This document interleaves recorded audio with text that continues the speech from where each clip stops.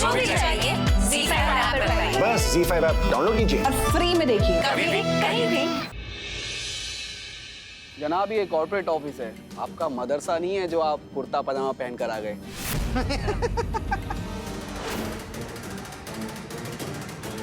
अपना ये गुस्सा अपने मदरसे में रखो, हम उनके साथ बिजनेस करते हैं। इसकी वजह से हमारी बरसों की मेहनत खराब हो गई। तुम्हारे इस गुस्से से हमारा घर नहीं चलता, ये घर हमारी वजह से चलता है। क्या हो तुम, मदरसे से पढ़े हुए ऐसे लड़के जो घर पे 1 रुपया तक नहीं दे सकता कमा के।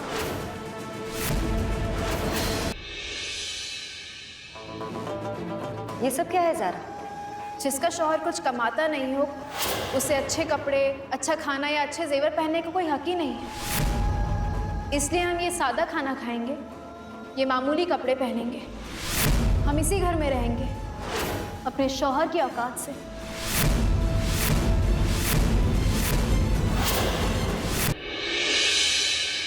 हम पानी का एक गिलास भी ना अपने घर से पिएंगे ना इस घर से। तो ये जेवर बेचना हमारी मजबूरी है। आज तक अहमद खानदान ने कभी भी जेवर बेचे नहीं, सिर्फ खरीदे। 3,75,000 रुपए साहब। क्या है ये? अम्मी, हमने इस घर का नमक और रोटी खाई थी ना, और अब हमारा चाय पीने का दिल। सुबह वो ऐसा क्या करने वाली है? क्या वो इस घर को छोड़कर हमेशा हमेशा के लिए चली जाएगी? ज़ारा घर छोड़कर भागने वालों में से नहीं है। वो कल जरूर कोई धमाका करेगी। कल सुबह होते ही ज़ारा भाभी आपके पास आएंगी और सुलह कर लेंगी। इस बार सुलह नहीं होगा, इस बार फैसला होगा लीना, हमेशा हमेशा के लिए।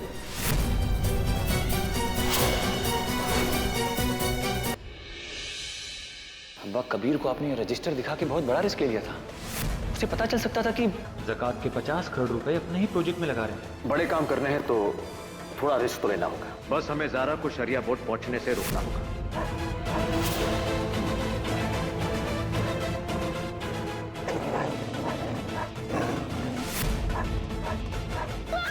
अब्बू कबीर का इस्तेमाल कर रहे हैं ताकि कौम की खिदमत के नाम पर शरिया बोर्ड को एक बिजनेस सेंटर बना दिया जाए। कबीर को अब्बू का सच दिखाएंगे। तो वो अब हमारे नजरों में गिर चुकी है। ज़कात के पैसे इतने इकट्ठा करके तुम्हें दिखाएंगे कि तुम भी जान जाओगी कि हम शहर काजी से बढ़कर हैं। हम कैसे भी करके कबीर को एक गुनाह नहीं करने देंगे। अगर हम तुम्हें पैसे कमा कर नहीं देंगे तो तुम भीख मांगोगी ना।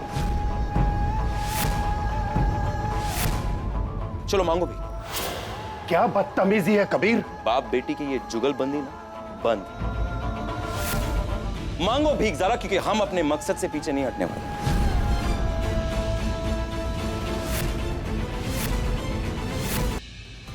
ऐ अल्लाह, हमारा मुकाबला एक बहुत ही ज्यादा शातिर इंसान से है, जिन्होंने हमारे शौहर को अपनी काबू में कर लिया है। हमने अपनी रसूख का इस्तेमाल किया है, वहां के पुलिस इंस्पेक्टर को फोन किया, तब जाके छूटी है।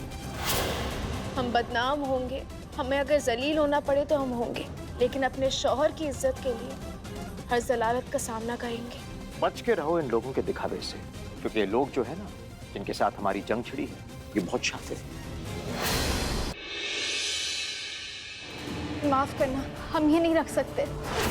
हम अपने उसूलों के आगे मजबूर हैं। ज़ारा की जिद देखिए आप, जानती है कि वो मर जाएगी लेकिन गर्म कपड़े नहीं पहनेगी। सारा इतनी ठंड है, अगर तुम्हें कुछ हो गया तो कबीर को जिम्मेदारी का एहसास कौन दिलाएगा? हेलो, हम उन्हें अपने घर ही बुलाएंगे दावत पे। ये जो तबू है, ज़ारा की गरीबी के ड्रामे के बारे में भनक बढ़ गई तो पूरे खानदान में गा देगी। ज़ारा, तुम्हारी प्लेट क्यों अलग है? हम ये खाना नहीं खाएंगे। बेटा, ऐसा क्या है जो तुम हम लोगों के साथ खाना नहीं खाओगी? कबीर, बता दो कि हम ये खाना क्यों नहीं खाएंगे।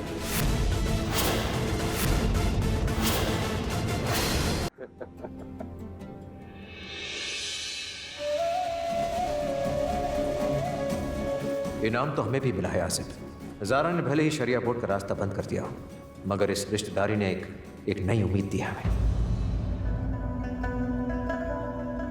क्या? तब्बू के बेटे आजिब ने 3.25 करोड़ रुपए की ज़कात कबीर के कहने पर ऐसी निकाल दी? क्या बताएं आपको बेगम, हमारे सामने हुआ ये सब। वक्त कैसे बदल जाता है ना। तब्बू का शौहर जफर भाई रेलवे में एक छोटी सी पोस्ट पर थे, और अब देखिए माशाल्लाह।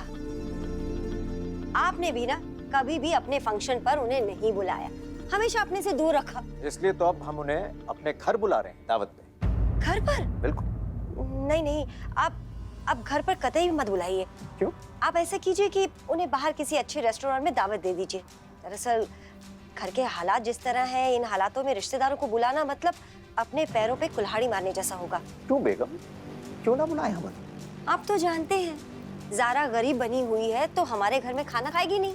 और तब्बू, अबू आजकल बार बार शरिया बोर्ड क्यों जा रहे हैं? उनका इरादा तो हमें पता है, लेकिन उनकी प्लानिंग क्या है?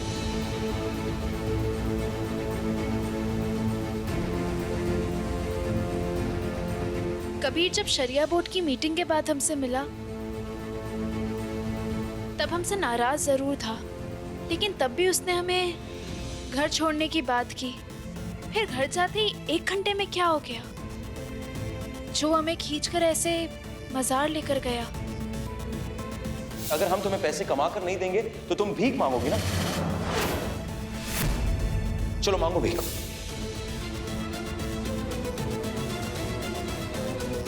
कैसे कबीर को काबू में रखा जाए, कैसे उससे वो करवाया जाए जो हम चाहते हैं।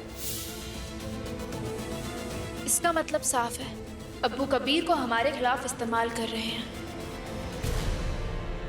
हमारे लिए भड़का रहे हैं। अबू आपको अल्लाह का वास्ता हमें सिर्फ एक बार कह दीजिए कि ज़ारा ने आपसे क्या कहा। कल रात तो हद कर दी, गुस्से में आके मस्कीटो रेपेलेंट तोड़ती, सीधे मुंह बात ही नहीं कर रहे। तुम हमारे निकाह में, हमारे दिल में जरूर हो, लेकिन अब्बू की इज्जत पर एक आंच भी आई तो हमें 1 मिनट नहीं लगेगा ज़ारा तुम्हें हमारे दिल से, हमारे घर से और इस दुनिया से बाहर निकाल के फेंक देने को।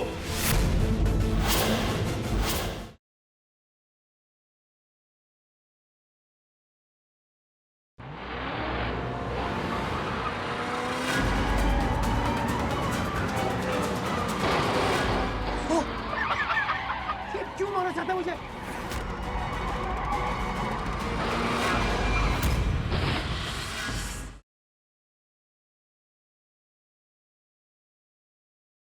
अभी कहाँ है? यहाँ नहीं। लास्ट टाइम भी मुझे यही कहा गया था, लेकिन अभी यहीं पर था, तुम्हारे बेडरूम में, तुम्हारे बेड पे। मैंने कहा ना वो यहाँ नहीं है। वैसे तुम्हें तो बुलाती रहती हो अभी को अपने पास, क्या करती क्या उसके साथ अकेले में? तुम्हें क्यों बताऊँ मैं क्या करती हूँ? ये सब कुछ तुम मुझसे बदला लेने के लिए कर रही हो। वेल एक्चुअली मैं खुद ही जाके देख लेती हूँ। दिस इज टू मच अभी।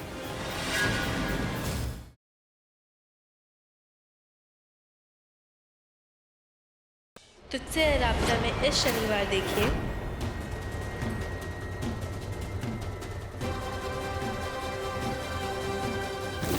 बेबी कैरियर, ये वाला लेते हैं, ठीक है पिल्लू? ओए पिल्लू, ये कितना अच्छा है ना? आटम बम के पास उनकी लाल कलर की जीप हुई तो क्या हुआ? अरे अपने पास भी तो अपनी गाड़ी है ना?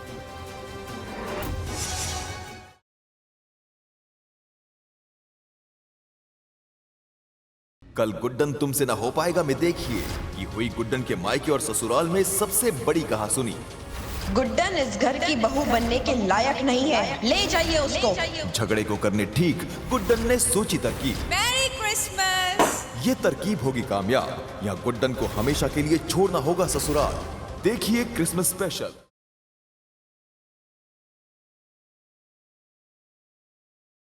इतना बड़ा धोखा, वाह क्या बचपन की दोस्ती निभाई है पुछ की। दोस्ती ही तो निभा रही उषा, लेकिन फर्ज के आगे कुछ नहीं।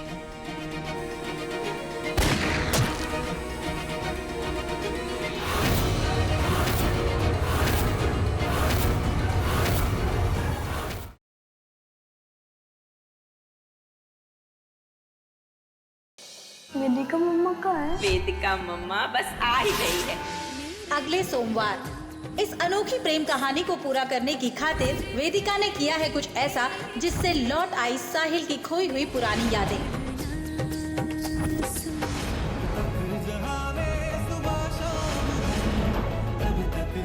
क्या वेदिका सफल हो पाएगी अपनी इस कोशिश में? जानने के लिए देखते रहिए आपके आ जाने से।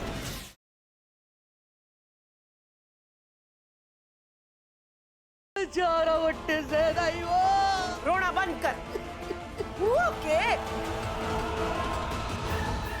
आपको नहीं पता हवेली में क्या हो रहा है? आ गई है। तोड़े।